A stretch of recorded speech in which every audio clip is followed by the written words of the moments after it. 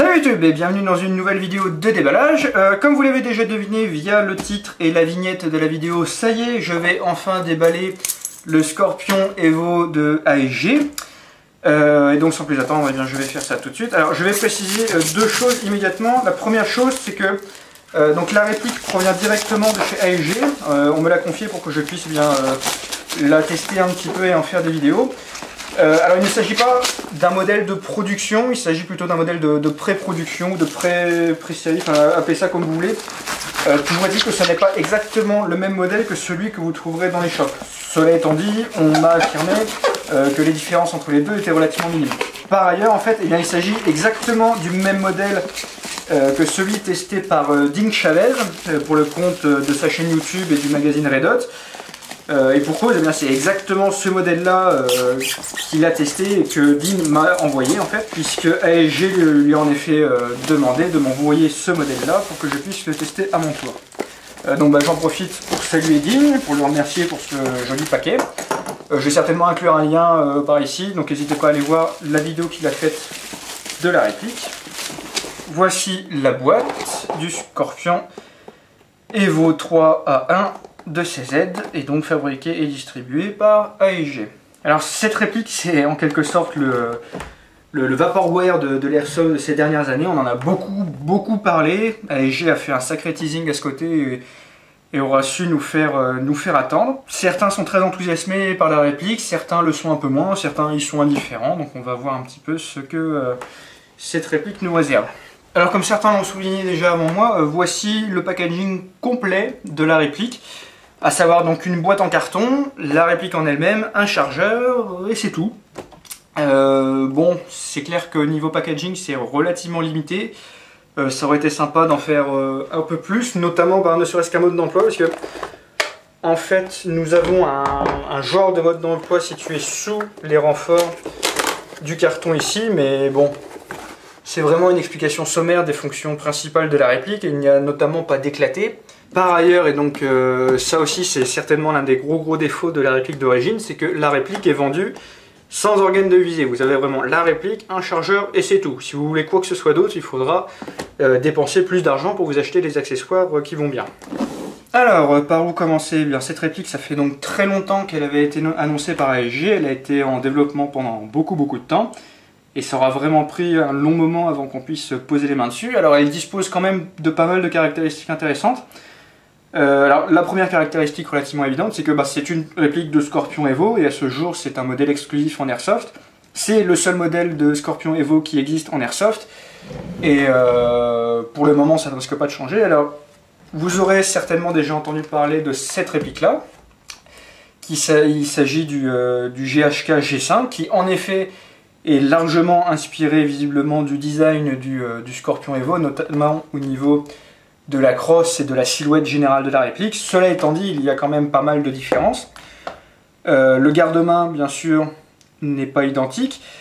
Le Scorpion Evo, le vrai Scorpion Evo, utilise des chargeurs de 9 mm, tandis que le GHK G5, qui ne réplique aucune véritable arme, utilise plutôt des chargeurs de type 5,56. Ce modèle-là est un modèle à gaz, tandis que le Scorpion AEG est un modèle électrique. Bizarrement, il y a beaucoup de monde, encore à la sortie, qui pensait que le Scorpion AEG était un modèle à gaz.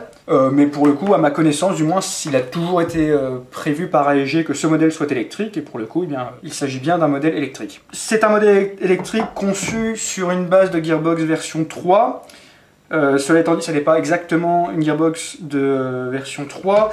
Normalement, ne me citez pas là-dessus, mais normalement les pièces d'upgrade devraient être compatibles. Mais il y a peut-être certaines différences qui font que certaines pièces ne seront pas compatibles, je ne sais pas exactement.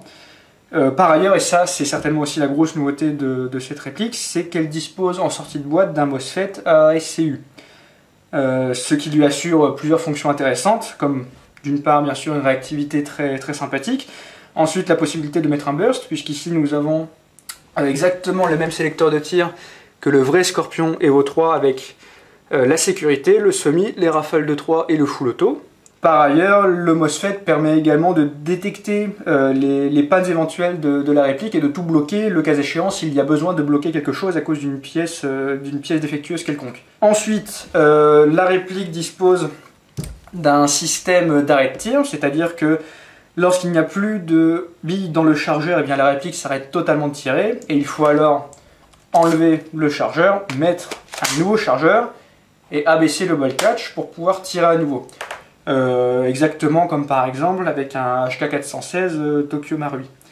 Moi je suis très friand de ce genre de petites fonctionnalités qui n'intéressent pas forcément tout le monde, mais moi ça me plaît beaucoup.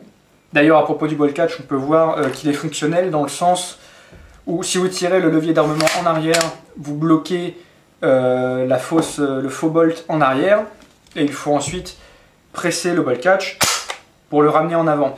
Pour le coup, je trouve ça un peu dommage que le faux bolt se bloque en arrière automatiquement, c'est-à-dire que là, vous voyez, le levier d'armement est toujours libre dans l'absolu.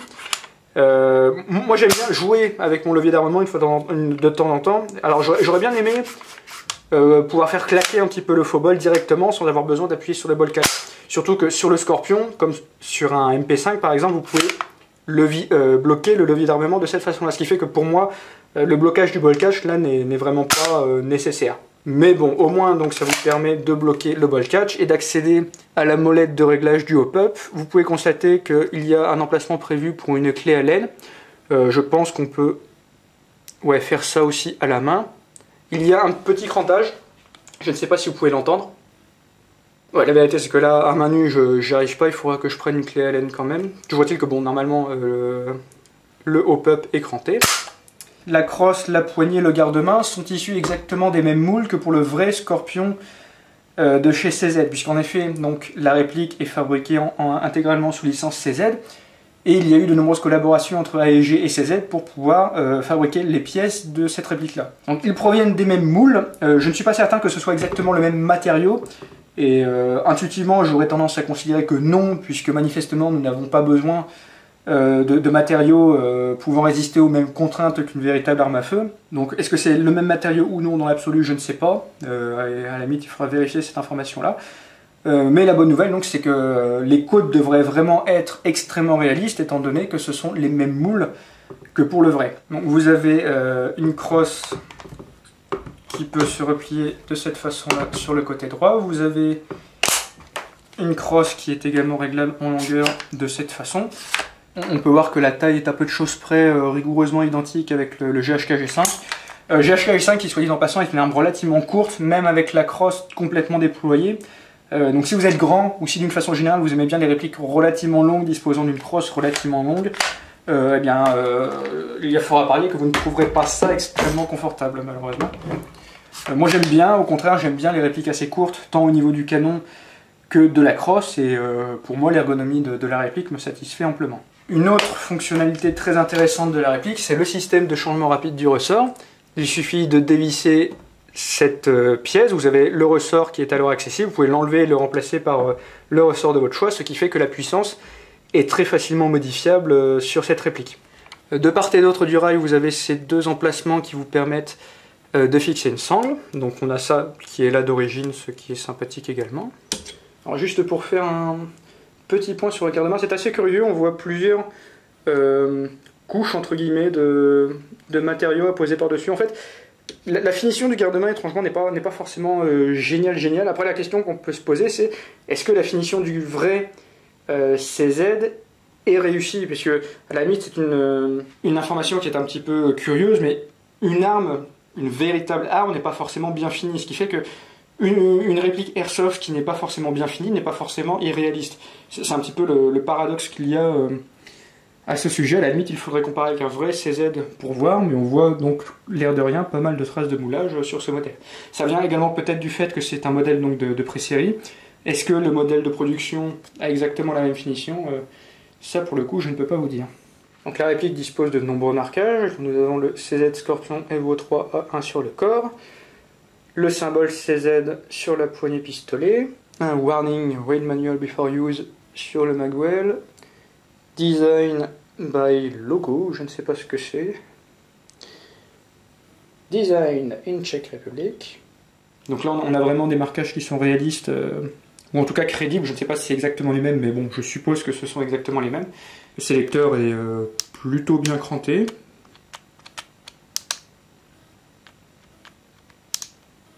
Par ailleurs, il est ambidextre. de la même façon que le levier de désenclenchement du chargeur se situe ici, et il est ambidextre également. Alors une petite critique que j'aurais néanmoins au niveau de la finition, pour moi c'est le chargeur en fait, puisque si vous observez un vrai Scorpion Evo 3 A1, et bien en fait le chargeur est translucide, ce qui permet de voir combien de munitions il reste dans le chargeur. Moi j'aurais vraiment trouvé ça très sympa que de la même façon que sur le HK417 VFC, nous ayons des fausses cartouches en transparence sur le chargeur. C'est quelque chose qu'on ne peut pas vraiment faire sur un GBBR à cause de la place que prend le réservoir de gaz. Là pour le coup, puisque le chargeur ne constitue finalement qu'une boîte en plastique avec un ressort pour guider les billes, je me dis qu'il y avait de la place pour mettre des fausses cartouches, mais ASG n'a pas cru bon d'inclure ce petit détail, et je trouve l'air de rien que ça fait un gros problème de finition sur la réplique, dans le sens où moi en regardant cette réplique, j'ai l'impression de voir un Scorpion Evo vide. Et même si je mets des billes dedans, ça ne changera rien. J'aurai toujours un chargeur noir, au travers duquel on ne peut rien apercevoir de particulier. Et ouais, je trouve ça un petit peu dommage pour la notion de réalisme. Donc ici, nous avons le cache-flamme, qui est un cache-flamme en sens horaire, et pas anti-horaire comme on a souvent. Et en fait, donc, nous avons une deuxième place derrière, qui, elle, permet de retirer le garde-main. Hop. Donc là, normalement, je peux retirer le garde-main. Donc, l'emplacement de la batterie se situe juste en dessous du rail, c'est ici. Notez que la réplique est présentée comme pouvant encaisser d'origine les LiPo 11.11. Et là, pour le coup, je pense que j'aurai des batteries qui rentrent là-dedans, donc je ne me gênerai pas pour essayer une LiPo 11.11. Notez le petit sticker sur le canon externe qui nous rappelle qu'il faut toujours retirer la batterie après usage, au risque d'endommager irrémédiablement la batterie. Je parlais tout à l'heure de l'absence des marquages Lego, mais je viens de me rendre compte en fait que ces marquages sont présents. Ils sont situés en dessous du pontet. Ils sont gravés, ce n'est pas de la peinture blanche, et bon, ils sont en dessous du pontet, donc c'est relativement discret. Là pour le coup je salue le choix d'ASG en la matière, car ils sont bien cachés, on ne les remarque pas trop. C'est une bonne idée de l'avoir mis à cet emplacement. Alors on peut noter également que le levier d'armement peut très facilement se changer de côté de cette façon là. Il suffit donc d'enlever le levier d'armement, d'enlever le ressort et de le mettre dans l'emplacement que vous préférez, selon que vous soyez gaucher ou droitier. Alors la remarque aussi que j'ai envie de faire, c'est donc le fait que nous avons un modèle exclusif de la part d'ASG, ASG étant une entreprise danoise, une entreprise européenne. Nous avons ici la réplique d'une arme à feu européenne, fabriquée par CZ en République tchèque. Nous avons une réplique qui est fabriquée en Europe.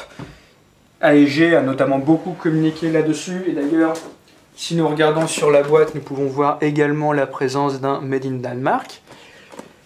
Et pour le coup, la réplique va être disponible dans nos contrées pour un prix avoisinant les 450 €, alors qu'à l'heure où je fais cette vidéo, la réplique est disponible en précommande sur des sites américains comme Airsoft GI, Airsplat, Evike pour 450 $. Et personnellement, je trouve ça assez frustrant, quoi. C'est de l'Europe partout, aussi bien dans l'entreprise qui fabrique que l'entreprise qui fabrique l'arme originale, que l'endroit où la réplique est fabriquée est assemblée. Et pourtant, on va quand même payer la réplique plus cher que les Américains, ce que personnellement, je trouve quand même assez frustrant. Alors, je ne sais pas quels sont les choix qui motivent ce prix. Il y a peut-être plus de taxes chez nous, qui sait, je ne sais pas trop. Mais voilà, il y a quand même un côté, je trouve, extrêmement frustrant. Après, on a beaucoup débattu du prix dernièrement, donc 450 €, c'est effectivement loin d'être donné pour un AEG en sortie de boîte, surtout dépourvu d'organes de visée. Par ailleurs, comme on le disait en début de vidéo, donc ça c'est la boîte d'origine, qui est un peu limitée en matière de protection. On voit d'ailleurs que la boîte, l'air de rien, a pas mal morflé. Visiblement c'est la boîte finale, puisque sur la vidéo que Deus Ex Rena a faite du Scorpion Evo, eh bien, il y a exactement la même boîte. Et bon, là encore c'est quand même un peu léger niveau protection. On aurait bien aimé des renforts en mousse. Je n'ai pas tellement d'opinion à ce sujet. J'ai tendance à penser qu'on peut quand même comparer cette réplique à un PTW Systema ou un EBBR Tokyo Marui qui eux coûtent très très cher. Certains pourraient argumenter sur le fait que c'est un modèle exclusif qui n'existe chez aucune autre marque à l'heure actuelle, que la réplique possède en sortie de boîte un MOSFET ASCU. Bon, voilà, c'est une question de point de vue. C'est pas forcément révolutionnaire sur le plan technologique, parce que finalement tout ce qui existe à l'intérieur de cette réplique existait déjà, que ce soit sur des modèles d'origine ou même via des pièces d'upgrade que tout le monde peut installer sur sa réplique. Moi j'ai quand même envie d'être enthousiaste, je trouve la réplique sympa, je suis content d'avoir un modèle original et je suis content d'avoir en sortie de boîte des caractéristiques sympathiques comme le MOSFET, l'arrêt de tir, le ball catch fonctionnel, le système de changement rapide de ressort. Donc voilà, je dirais avant tout que comme toujours c'est une question de goût personnel, une question de point de vue. Moi je sais que quand même que la réplique, j'ai suivi avec beaucoup d'intérêt le développement de la réplique et aujourd'hui je suis bien content de pouvoir mettre les mains dessus. Je vais bien sûr faire une vidéo de tir pour voir un petit peu ce que ça donne. Cette réplique, il faudra que je la renvoie à ASG. La question c'est, est-ce que je vais avoir envie de sortir mon propre argent pour me la payer? Je ne sais pas, je verrai bien ce que je penserai réellement une fois que j'aurai vraiment testé la réplique. Voilà, d'ici là, je vous remercie d'avoir regardé cette vidéo et je vous souhaite une bonne continuation. Salut, à la prochaine!